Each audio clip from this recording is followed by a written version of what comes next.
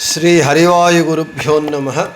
ಓಂ ವಂದೇ ವಿಷ್ಣುಂ ನಮಾಮಿ ಶ್ರಿಯಮಥ ಚ ಭುವಂ ಬ್ರಹ್ಮವಾಯೂ ಚ ವಂದೇ ಗಾಯತ್ರೀಂ ಭಾರತೀಂ ತಾಮಪಿ ಗರುಡಮನಂತಂ ಭಜೆ ರುದ್ರದೇವಂ ದೇವೀಂ ವಂದೇ ಸುಪರ್ಣೀಮಹಿಪತಿದಯಿತಾಂ ವಾರುಣೀಮಪ್ಯುಮಾಂ ತಾಂ ಇಂದ್ರಾದೀನ್ ಕಾಮಮುಖ್ಯಾನಪಿ ಸಕಲಸುರಾನ್ ತದ್ಗುರೂನ್ಮದ್ಗುರೂಂಶ್ಚ ಅಭ್ರಮಂ ಭಂಗರಹಿತಂ ಅಜಡಂ ವಿಮಲಂ ಸದಾ ಆನಂದತೀರ್ಥಮತುಲಂ ಭಜೆ ತಾಪತ್ರಯಾಪಹಂ. ಸಾಧಿತಾ ಕಿಲ ಸತ್ತತ್ವಂ ಬಾಧಿತಾ ಕಿಲ ದುರ್ಮತಂ ಬೋಧಿತಾ ಕಿಲ ಸನ್ಮಾರ್ಗಂ ಮಾಧವಾಖ್ಯಯತಿಂ ಭಜೆ. ಸಂಸ್ಥಾನರಕ್ಷಣೆ ಶೂರಾನ್ ಪ್ರಸನ್ನಾನ್ ರಾಘವಾರ್ಚನೆ ಪ್ರಣಮಾಮಿ ಗುರೂನ್ ನಿತ್ಯಂ ಪ್ರಸನ್ನಶೂರಮಾಧವಾನ್. ಪ್ರಸನ್ನಶೂರಮಾಧವಕರಾಬ್ಜೋತ್ಥಾನ್ ಯತೀಶ್ವರಾನ್ ವೀರರಾಮರತಾನ್ ವಂದೇ ವಿದ್ಯಾಸಾಗರಮಾಧವಾನ್. ಪೃಥ್ವೀಮಂಡಲಮಧ್ಯಸ್ಥಾಃ ಪೂರ್ಣಬೋಧಮತಾನುಗಾಃ ವೈಷ್ಣವಾಃ ವಿಷ್ಣುಹೃದಯಾಃ ತಾನ್ ನಮಸ್ಯೆ ಗುರೂನ್ ಮಮ. ಆಪಾದಮೌಳಿಪರ್ಯಂತಂ ಗುರೂಣಾಮಾಕೃತಿಂ ಸ್ಮರೇತ್ ತೇನ ವಿಘ್ನಾಃ ಪ್ರಣಶ್ಯಂತಿ ಸಿದ್ಧ್ಯಂತಿ ಚ ಮನೋರಥಾಃ. ಶ್ರೀ ಗುರುಭ್ಯೋ ನಮಃ. ಹರಿ ಓಂ. ಓಂ ವಿಶ್ವಂ ವಿಷ್ಣುರ್ವಷಟ್ಕಾರೋ ಭೂತಭವ್ಯಭವತ್ಪ್ರಭುಃ ಭೂತಕೃದ್ಭೂತಭೃದ್ಭಾವೋ ಭೂತಾತ್ಮ ಭೂತಭಾವನಃ ಓಜಸ್ತೇಜೋದ್ಯುತಿಧರಃ ಪ್ರಕಾಶಾತ್ಮ ಪ್ರತಾಪನಃ ರುದ್ಧಸ್ಪಷ್ಟಾಕ್ಷರೋ ಮಂತ್ರಶ್ಚಂದ್ರಾಂಶುರ್ಭಾಸ್ಕರದ್ಯುತಿಃ. ನಮ್ಮ ವಿಷ್ಣು ಸಹಸ್ರನಾಮ ಪಾಠದಲ್ಲಿ ನಿನ್ನೆಯ ದಿನ ನಾವು ಸ್ಪಷ್ಟಾಕ್ಷರ ಅಂತ ಭಗವಂತನ ಹೆಸರನ್ನು ಕುರಿತು ಹೇಳ್ಕೊಳ್ತಾ ಇದ್ದೇವೆ. ಭಗವಂತನು ಅಕ್ಷರ ಅಂತ ಕರೆಯಲ್ಪಡ್ತಾ ತನ್ನನ್ನು ತಾನು ಅಭಿವ್ಯಕ್ತಿಗೊಳಿಸಿಕೊಳ್ತಾನೆ ಅಂತ ಹೇಳ್ಕೊಂಡಿದ್ದೇವೆ. ಸ್ಪಷ್ಟ ಅಭಿವ್ಯಕ್ತ ಅಕ್ಷರ ಏನ ಸಹ ಸ್ಪಷ್ಟಾಕ್ಷರ ಅಂತ. ಇವತ್ತು ಬ್ರಹ್ಮಸೂತ್ರ ಭಾಷ್ಯದಲ್ಲಿ ಆಚಾರ್ಯರು ನಾರಾಯಣಾಧ್ಯಾತ್ಮ ಗ್ರಂಥದಲ್ಲಿರುವ ವಾಕ್ಯವನ್ನು ಉಲ್ಲೇಖ ಮಾಡ್ತಾ ಇದ್ದಾರೆ. ಸ್ಪಷ್ಟಾಕ್ಷರ ಅಂತ ಭಗವಂತನಿಗೆ ಹೇಗೆ ಹೆಸರು ಬಂತು ಎಂಬುದನ್ನು ಹೇಳ್ತಾ ಇದ್ದಾರೆ. ನಿತ್ಯಾವ್ಯಕ್ತೋಪಿ ಭಗವಾನ್ ಈಕ್ಷ್ಯತೆ ನಿಜಶಕ್ತಿತಃ. ನಿತ್ಯ ಅವ್ಯಕ್ತೋಪಿ ಭಗವಾನ್ ಈಕ್ಷ್ಯತೆ ನಿಜಶಕ್ತಿತಃ ಅಂಥೇಳಿ. ಅಂದರೆ ಭಗವಂತನ ಸ್ವಭಾವ ಅವ್ಯಕ್ತೈಕ ಸ್ವಭಾವ. ಅಂದರೆ ಅವನು ವ್ಯಕ್ತವಾಗುವುದಿಲ್ಲ, ಅವ್ಯಕ್ತವಾಗಿರ್ತಾನೆ. ಭಗವಂತನ ಒಂದು ಸ್ವಭಾವ ಅವ್ಯಕ್ತವಾಗಿರ್ತಾನೆ. ಆದರೆ ತನ್ನ ಅಚಿಂತ್ಯವಾದ ಸಾಮರ್ಥ್ಯದಿಂದಲೇ ತನ್ನನ್ನು ತಾನು ಅಭಿವ್ಯಕ್ತಿಗೊಳಿಸಿಕೊಳ್ತಾನೆ ಅಂತ ನಾರಾಯಣಾಧ್ಯಾತ್ಮ ಗ್ರಂಥ ಹೇಳ್ತಾ ಇದೆ. ಇಲ್ಲಿ ಭಗವಂತನ ಸ್ವಭಾವ ಅವ್ಯಕ್ತ. ನಮ್ಮೆಲ್ಲರಿಗೂ ಕೂಡ ನಾವು ಸಾಮಾನ್ಯವಾಗಿ ನಮ್ಮ ಜೀವನದಲ್ಲಿ ನಾವು ಈ ಪ್ರಶ್ನೆಯನ್ನು ಹಾಕ್ತಾ ಇರ್ತೇವೆ, ಕೆಲವರು ಕೂಡ ಹಾಕ್ತಾ ಇರ್ತಾರೆ. ಅನೇಕ ಬಾರಿ ನಾವು ಕೇಳಿರ್ತೇವೆ, ನಮಗೂ ಆ ಸಂಶಯ ಬರುತ್ತೆ. ಭಗವಂತ ಎಲ್ಲ ಕಡೆ ಇದ್ದಾನೆ ಅಂತ ಹೇಳ್ತೀರಿ, ಯಾಕೆ ಭಗವಂತ ನಮಗೆ ಕಾಣುವುದಿಲ್ಲ ಅಂತ ಪ್ರಶ್ನೆ. ಅವನು ಯಾಕೆ ಕಾಣುವುದಿಲ್ಲ ಅಂದರೆ ಅವನ ಸ್ವಭಾವವೇ ಅದನ್ನು. ನಿನ್ನ ದಾಸನಾದರೆ ಬರೇ ಕಾಲಿಗೆ ಗೆಜ್ಜೆ ಬರುತ್ತೆ, ಕೈಗೆ ಚಿಟಿಕೆಗಳು ಬರುತ್ತೆ ಮತ್ತು ತಲೆಗೆ ಪೇಟ ಬರುತ್ತಷ್ಟೇ, ಏನು ನನಗೆ ಪ್ರಯೋಜನ ಅಂತ ಹೇಳಿ ಭಗವಂತ ಎಷ್ಟು ಬಾರಿ ಕೇಳಿದರೂ ಕನಕಪ್ಪ ನಾಯಕ ದಾಸನಾಗ್ತಾ ಇದ್ದಿಲ್ಲ. ಆದರೆ ಒಂದು ಬಾರಿ ಕನಕಪ್ಪ ನಾಯಕನ ಶತ್ರುಗಳೇನು ಮಾಡಿದ್ರು, ಕನಕಪ್ಪ ನಾಯಕನನ್ನು ಹಿಗ್ಗಾ ಮುಗ್ಗಿ ಚೆನ್ನಾಗಿ ಹೊಡೆದು ಬಿಟ್ಟರು. ಮೈಯೆಲ್ಲ ಹಣ್ಣುಗಾಯಿ ನೀರುಗಾಯಿ ಆಗಿದೆ. ಆಗ ಭಗವಂತ ಬಂದು ಹೇ ಕನಕಪ್ಪ ನನ್ನ ದಾಸನಾಗೋ ಅಂತ ಕೇಳಿದ. ಆವಾಗ ಕನಕಪ್ಪ ನಾಯಕ್ ಹೇಳ್ತಾರೆ, ಹೋಗಯ್ಯ, ನನ್ನ ಮೈಯೆಲ್ಲ ಏಟುಗಳಾಗಿ ಗಾಯಗಳಾಗಿ ನಾನು ಒದ್ದಾಡ್ತಾ ಇದ್ದೇನೆ, ಇವಾಗ ನೀನು ಬಂದು ನನ್ನ ದಾಸನಾಗು ಅಂತ ಹೇಳ್ತೀಯಲ್ಲ ಅಂದರೆ, ನಾನು ನಿನಗೆ ಈ ಗಾಯಗಳೆಲ್ಲ ನೋವೆಲ್ಲ ಹೋಗಲಾಡಿಸ್ತೀನಿ, ನನ್ನ ದಾಸನಾಗ್ತೀಯಾ ಅಂತ ಕೇಳ್ತಾನೆ ಭಗವಂತ. ಆವಾಗ ಕನಕಪ್ಪ ನಾಯಕ ಆ ನೋವಿನಲ್ಲೂ ಕೂಡ ಮೊದಲು ನನ್ನ ಗಾಯಗಳು ನೀನು ನೋವನ್ನು ಕಡಿಮೆ ಮಾಡು, ಆಮೇಲೆ ನಾನು ನಿನ್ನ ದಾಸನಾಗೋದು ನೋಡ್ತೀನಿ, ಆಮೇಲೆ ಆಲೋಚನೆ ಮಾಡ್ತೀನಿ ಅಂತ ಹೇಳ್ತಾರೆ. ಆವಾಗ ಭಗವಂತ ಧನ್ವಂತರಿ ರೂಪಿ ಭಗವಂತ ತನ್ನ ಅಮೃತ ಹಸ್ತದಿಂದ ಕನಕಪ್ಪ ನಾಯಕನ ದೇಹವೆಲ್ಲ ಸ್ಪರ್ಶ ಮಾಡಿದಾಗ ಕನಕಪ್ಪ ನಾಯಕನಿಗೆ ಮೈಕೈ ನೋವೆಲ್ಲ ಹೋಯಿತು, ಗಾಯಗಳೆಲ್ಲ ಹೋಯಿತು. ಆಗ ಏನಯ್ಯ ಇವಾಗಾದರೂ ನೀ ದಾಸನಾಗ್ತೀಯಾ ಅಂದರೆ, ಆಗುತ್ತೀನಿ, ಆದರೆ ಕಂಡೀಷನ್ ಸಪ್ಲೈ ಅಂತ ಹೇಳ್ತಾನೆ.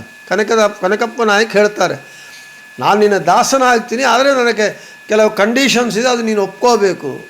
ದೇವರಿಗೆ ಕಂಡೀಷನ್ಸು, ಭಗವಂತ ಭಕ್ತರಿಗೆಲ್ಲ ಕಂಡೀಷನ್ ಹಾಕ್ತಾ ಇರೋದಿಲ್ಲಿ.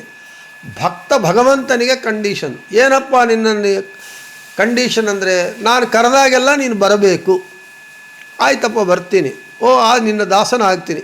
ಹಾಗೆ ಕನಕಪ್ಪ ನಾಯಕ ಇದ್ದಿರುವ ಕನಕಪ್ಪ ನಾಯಕ ಆಮೇಲೆ ಕನಕದಾಸರಾದರು, ವ್ಯಾಸರಾಜರ ಹತ್ರ ಬಂದರು, ದೀಕ್ಷಾ ತೊಗೊಂಡ್ರು, ಕನಕದಾಸರಾಯಿತು, ಎಲ್ಲ ಆಯಿತು.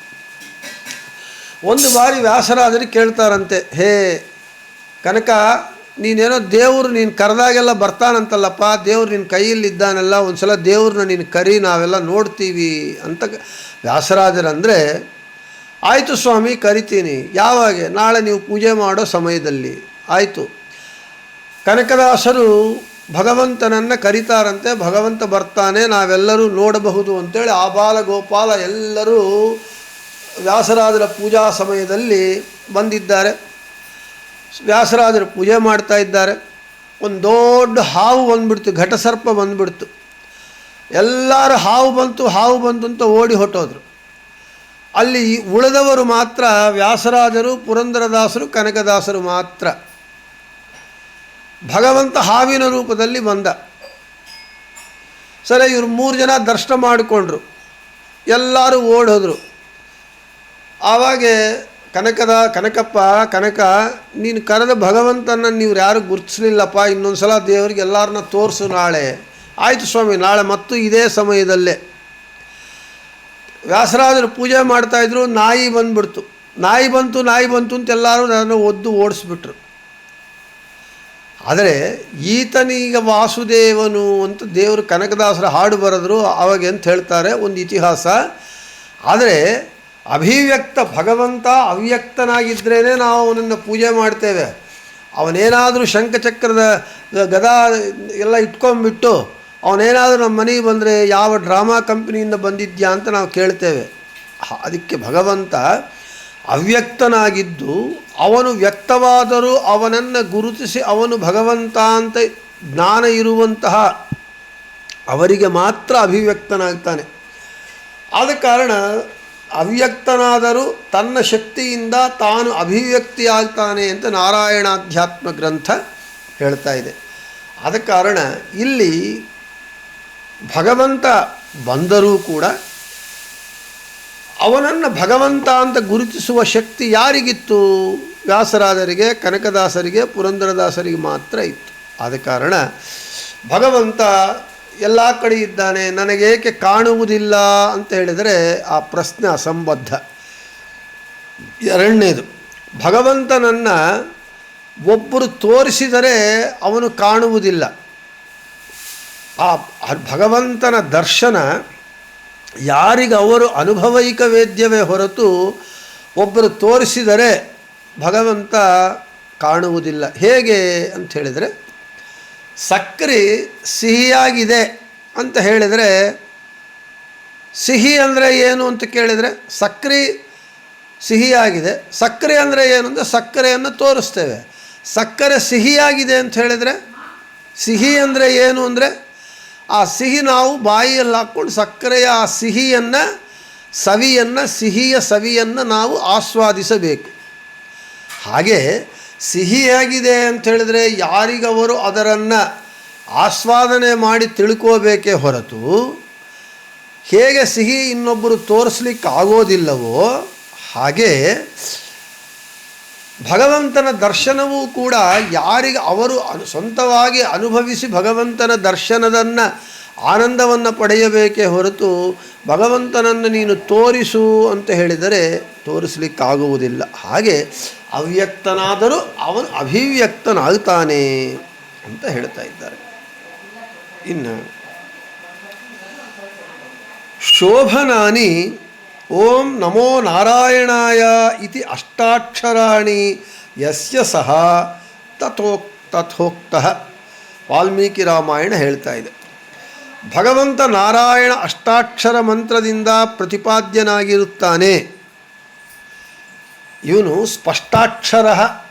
ನಾರಾಯಣನು ಭಗವಂತನು ನಾರಾಯಣ ಅಷ್ಟಾಕ್ಷರ ಮಂತ್ರದಿಂದ ಪ್ರತಿಪಾದ್ಯನಾಗಿರ್ತಾನೆ.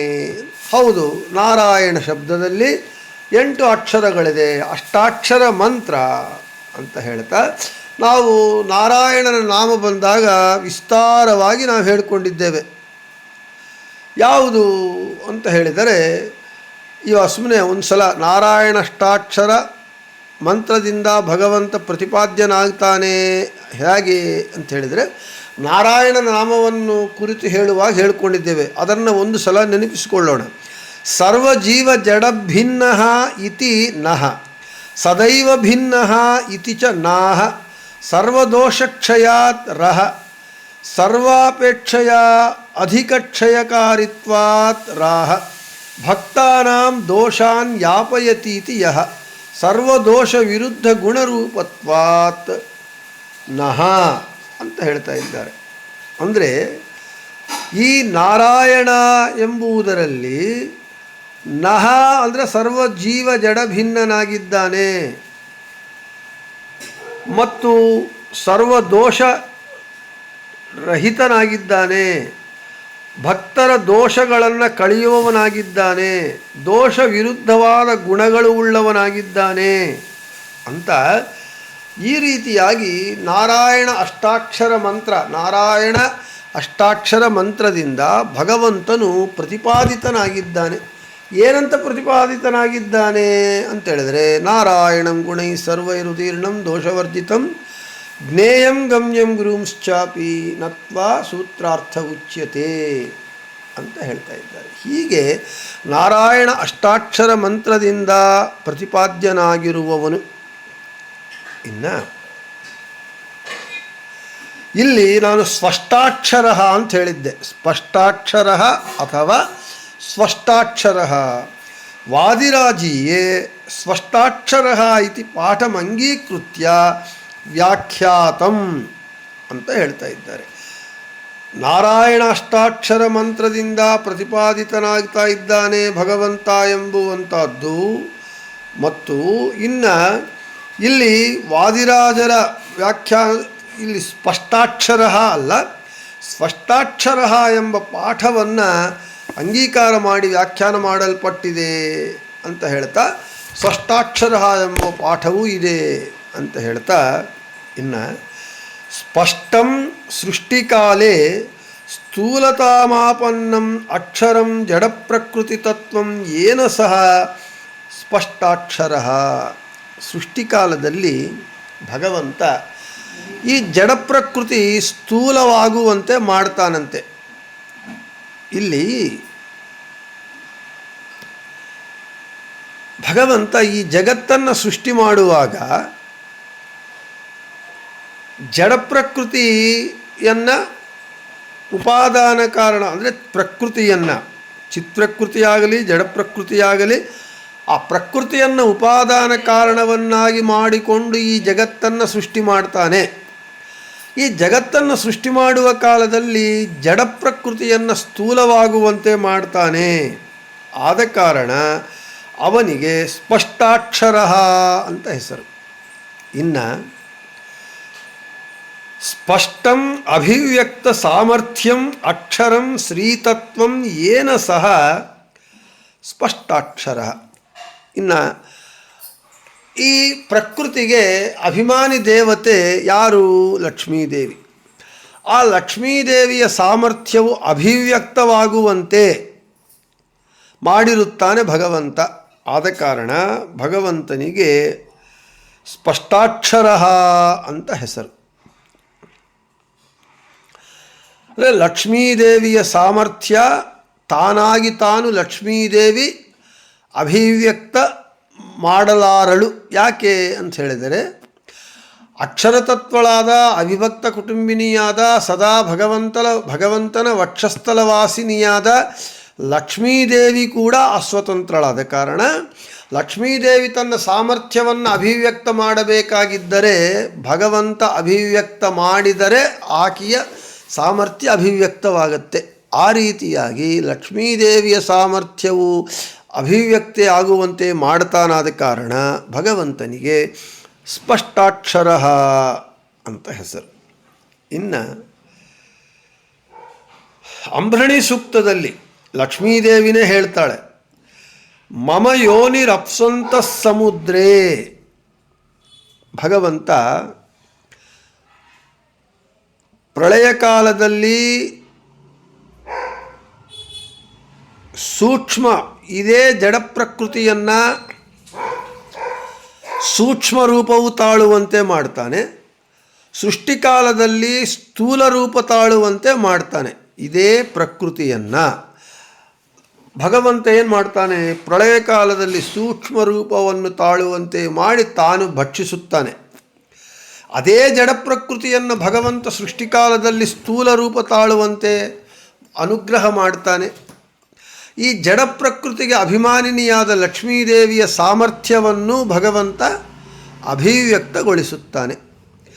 ಅದೇ ಲಕ್ಷ್ಮೀದೇವಿ ಹೇಳ್ತಾಳೆ, ಈ ಸಾಮರ್ಥ್ಯವೆಲ್ಲ ನನಗೆ ಯಾರಿಂದ ಬಂತು ಅಂತ ಹೇಳಿದರೆ, ನನಗೆ ಈ ಸಾಮರ್ಥ್ಯವೆಲ್ಲವೂ ಕೂಡ ನಾರಾಯಣನ, ಅಂದರೆ ನನ್ನ ಪತಿಯಾದ ನಾರಾಯಣನಿಂದ ನನಗೆ ಈ ಸೂಕ್ಷ್ಮತ ರೂಪವನ್ನು ತಾಳೋದು, ಸ್ಥೂಲ ರೂಪವನ್ನು ತಾಳೋದು, ತನ್ನ ಸಾಮರ್ಥ್ಯವನ್ನು ವ್ಯಕ್ತಪಡಿಸುವುದು, ಇವೆಲ್ಲವೂ ಕೂಡ ಭಗವಂತನಿಂದ, ನನ್ನ ಪತಿಯಾದ ನಾರಾಯಣನಿಂದಲೇ ಬಂದಿದೆ ಅಂತ ಹೇಳ್ತಾಳೆ. ಆದ ಕಾರಣ ಭಗವಂತನಿಗೆ ಸ್ಪಷ್ಟಾಕ್ಷರ ಅಂತ ಹೆಸರು ಅಂತ ಹೇಳ್ತಾ, ಇನ್ನು ಜಿಜ್ಞಾಸೆ. ನಾವು ಇಲ್ಲಿವರೆಗೂ ಹೇಳ್ಕೊಂಡ್ವಿ, ಅಕಾರಾದಿ ಅಕ್ಷರಗಳೆಲ್ಲ ಭಗವಂತನಿಂದಲೇ ವ್ಯಕ್ತವಾಗಿದೆ ಅಂಥೇಳಿ. ಆದರೆ ಮಹೇಶ್ವರ ಸೂತ್ರಗಳು, ಐ ಒನ್ ರೂಲು ಕೆ ಓ ಐ ಔಚ್ ಅಂಥೇಳಿ ಇದೆ. ಈ ಮಹೇಶ್ವರ ಸೂತ್ರಗಳು, ಐ ಒನ್ ರು ಮೊದಲಾದ ಮಹೇಶ್ವರ ಸೂತ್ರಗಳು ಅದೇನಾಗಿದೆ, ರುದ್ರದೇವರಿಂದ ವ್ಯಕ್ತವಾಗಿದೆ. ಆದ್ದರಿಂದ ಆ ಸೂತ್ರಗಳಿಗೆ ಮಹೇಶ್ವರ ಸೂತ್ರಗಳು ಅಂತ ಹೆಸರು. ಆದುದರಿಂದ ನೀವೇನೋ ಅಕಾರಾದಿ ಅಕ್ಷರಗಳು ವಿಷ್ಣುವಿನಿಂದ ವ್ಯಕ್ತವಾಗಿದೆ ಅಂತ ಹೇಳ್ತೀರಿ, ಪಾಣಿನಿ ಸೂತ್ರದಲ್ಲಿ ಐ ಒನ್ ರೂಲಕ್ ಅಂತೇಳಿ ಮಹೇಶ್ವರನಿಂದ ಅಭಿವ್ಯಕ್ತವಾಗಿ ಮಹೇಶ್ವರ ಸೂತ್ರಗಳು ಅಂತ ಅವ್ರು ಹೇಳ್ತಾರೆ. ಈ ರೀತಿ ಇದ್ದಾಗ ಅಕಾರಾದಿ ವರ್ಣಗಳು, ಅಕ್ಷರಗಳು ವಿಷ್ಣುವಿನಿಂದ ಅಭಿವ್ಯಕ್ತವಾಗಿದೆ ಅಂತ ಹೇಗೆ ಹೇಳುವುದು ಎಂಬ ಜಿಜ್ಞಾಸೆ. ಅದಕ್ಕೆ ಸಮಾಧಾನ, ಇದು ಪಾಣಿನಿ ಬರೆದಿರುವುದು. ಈ ಪಾಣಿನಿ ಕಲಿಯುಗದವನು. ಆ ಪಾಣಿನಿಗೆ ಮಹೇಶ್ವರನು, ರುದ್ರದೇವರು ಪ್ರಸನ್ನರಾಗಿ ಐ ಒನ್ ರೂಲುಕನ್ ಮೊದಲಾದ ಸೂತ್ರಗಳನ್ನು ಅಭಿವ್ಯಕ್ತ ಮಾಡಿದ್ದಾನೆ. ಅವು ಮಹೇಶ್ವರ ಸೂತ್ರಗಳು. ಆದರೆ ಅಕಾರಾದಿಗಳ ಅಕ್ಷರಗಳು ಯಾವಾಗಿಂದ ಇದೆ ಅಂದರೆ ಕಲಿಯುಗಕ್ಕಿಂತ ಪೂರ್ವದಿಂದ ಇದೆ. ಯಾಕೆ? ಕಲಿಯುಗದಕ್ಕಿಂತ ಮುಂಚೆ ಇರೋದು ದ್ವಾಪರಯುಗ, ಅದಕ್ಕಿಂತ ಮುಂಚೆ ಇದ್ದಿದ್ದು ತ್ರೇತಾಯುಗ, ಅದಕ್ಕಿಂತ ಮುಂಚೆ ಇದ್ದಿದ್ದು ಕೃತಯುಗ. ಅಕ್ಷರಗಳು ಕಲಿಯುಗದಲ್ಲಿ ಮಾತ್ರ ಅಭಿವ್ಯಕ್ತವಾಗಿದೆ ಅಂತ ಹೇಳೋದೇ ಆದರೆ, ಏನು ದ್ವಾಪರಯುಗದಲ್ಲಿ ಅಕ್ಷರಗಳು, ಅಕ್ಷರಗಳಿಂದ ಕೂಡಿದ ಪದಗಳು, ವಾಕ್ಯಗಳು, ವೇದಗಳು ಇಲ್ವಾ? ತ್ರೇತಾಯುಗದಲ್ಲಿ ಇಲ್ವಾ? ಕೃತಯುಗದಲ್ಲಿ ಇಲ್ವಾ? ಅಂದರೆ ಎಲ್ಲ ಯುಗಗಳಲ್ಲೂ ಇದೆ. ಅಂದರೆ ಕಲಿಯುಗಕ್ಕಿಂತ ಮೊದಲು ಇದ್ದ ದ್ವಾಪರ, ತ್ರೇತ, ಕೃತಯುಗಗಳಲ್ಲಿ ಇದೆ. ಯಾಕೆ ಅಂತ ಹೇಳಿದರೆ ವೇದಗಳು ಅನಾದಿಯಾದದ್ದು. ಅದಕ್ಕೆ ವೇದಗಳು ಅನಾದಿ ನಿತ್ಯವಾದದ್ದು. ಅನಾದಿ ನಿತ್ಯವಾದ ಈ ವೇದಗಳು ನಾವು ಮೊದಲು ಹೇಳ್ಕೊಂಡ್ವಿ, ಮೊಟ್ಟ ಮೊದಲಿಗೆ ಭಗವಂತನಿಂದ ಅಭಿವ್ಯಕ್ತವಾಗಿ ಬ್ರಹ್ಮದೇವರಿಗೆ ಉಪದೇಶವಾಯಿತು ಭಗವಂತನಿಂದ ವೇದಗಳು ಅಂಥೇಳಿ. ಆದ ಕಾರಣ ಈ ವೇದಗಳಲ್ಲಿ ವೇದಗಳಲ್ಲಿ ಅಕಾರಾದಿ ಅಕ್ಷರಗಳು ಇರುವುದರಿಂದ ಅಕಾರಾದಿ ಅಕ್ಷರಗಳು ಭಗವಂತನಿಂದಲೇ ವ್ಯಕ್ತವಾಗಿದೆ ಅಂತ ನಾವು ಹೇಳಬೇಕೇ ಹೊರತು ಕಲಿಯುಗದಲ್ಲಿ ರುದ್ರದೇವರು ಪಾಣಿನಿಗೆ ಅನುಗ್ರಹ ಮಾಡಿ ಐವೊಂಡ್ರು ಅಂತ ಈ ಸೂತ್ರಗಳು ಹೇಳಿದಷ್ಟು ಮಾತ್ರದಿಂದ ಮಹೇಶ್ವರನಿಂದ ಅಭಿವ್ಯಕ್ತವಾಗಿದೆ ಅಕಾರಾದಿ ವರ್ಣಗಳು ಅಂತ ಹೇಳಲಿಕ್ಕೆ ಆಗುವುದಿಲ್ಲ. ಅದಕ್ಕಿಂತ ಮುಂಚೆನೇ ದ್ವಾಪರ ತ್ರೇತ ಕೃತಯುಗಗಳಲ್ಲಿ ಅನಾದಿಯಾಗಿರುವಂತಹ ವೇದಗಳನ್ನು ಭಗವಂತನ ಬುದ್ಧಿಸ್ಥವಾದ ವೇದಗಳನ್ನು ಭಗವಂತ ಅಭಿವ್ಯಕ್ತಿ ಮಾಡಿದ್ದಾನೆ. ಆದ ಕಾರಣ ನಾವು ಭಗವಂತನಿಂದಲೇ ಅಕಾರಾದಿ ವರ್ಣಗಳು ಅಭಿವ್ಯಕ್ತವಾಗಿದೆ ಅಂತ ಹೇಳಬೇಕು ಅಂತ ಹೇಳ್ತಾ, ಇಲ್ಲಿ ನಮಗೆ ಸ್ಪಷ್ಟಾಕ್ಷರ ಎಂಬುವಂಥದ್ದನ್ನು ನಾವು ಬೃಹತಿ ಸಹಸ್ರದ ಪ್ರಕಾರ ನೋಡಲಿಕ್ಕೆ ಹೋದರೆ ಇಲ್ಲಿ ನಮಗೆ ಸ್ಪಷ್ಟಾಕ್ಷರ ಅಂತ ಇಲ್ಲ. ಓಂ ಸ್ಪಷ್ಟಾಜರಾಯ ನಮಃ ಓಂ ಅಂತ ಇದೆ. ಆದ ಕಾರಣ ಅದು ಪಾಠಭೇದ ಇರಬಹುದು ಅಥವಾ ಏನು ಅಂಥೇಳಿ ಅದು ವಿಮರ್ಶೆ ಮಾಡಬೇಕಾದಂತಹ ವಿಷಯ. ಆದ ಕಾರಣ ಬೃಹತಿ ಸಹಸ್ರದ ಪ್ರಕಾರ ಸ್ಪಷ್ಟಾಕ್ಷರ ಎಂಬುವಂಥದ್ದನ್ನು ಹೇಳುವುದಕ್ಕೆ ನಮಗೆ ಇಲ್ಲಿ ಲಭ್ಯವಿಲ್ಲ. ಬೇರೆಯೇ ಇದೆ, ಓಂ ಸ್ಪಷ್ಟಾಜರಾಯ ನಮಃ ಓಂ ಅಂಥೇಳಿ ಅದನ್ನು ವಿಮರ್ಶೆ ಮಾಡಿ ನೋಡಬೇಕಾಗಿದೆ. ಆದ ಕಾರಣ ನಾವು ಅದನ್ನು ಆಮೇಲೆ ನೋಡೋಣ ಅಂತ ಹೇಳ್ತಾ, ಇನ್ನು ಮುಂದೆ ಮಂತ್ರ ಅಂತ ಭಗವಂತನಿಗೆ ಹೆಸರಿದೆ, ಅದನ್ನು ನಾಳೆ ಹೇಳ್ಕೊಳ್ಳೋಣ ಅಂತ ಹೇಳ್ತಾ ಇವತ್ತು ಮುಗಿಸುತ್ತಾ ಶ್ರೀಕೃಷ್ಣಾರ್ಪಣಮಸ್ತು ಮಧ್ವೇಶಾರ್ಪಣಮಸ್ತು. ಎಲ್ಲರಿಗೂ ಶುಭಮಸ್ತು.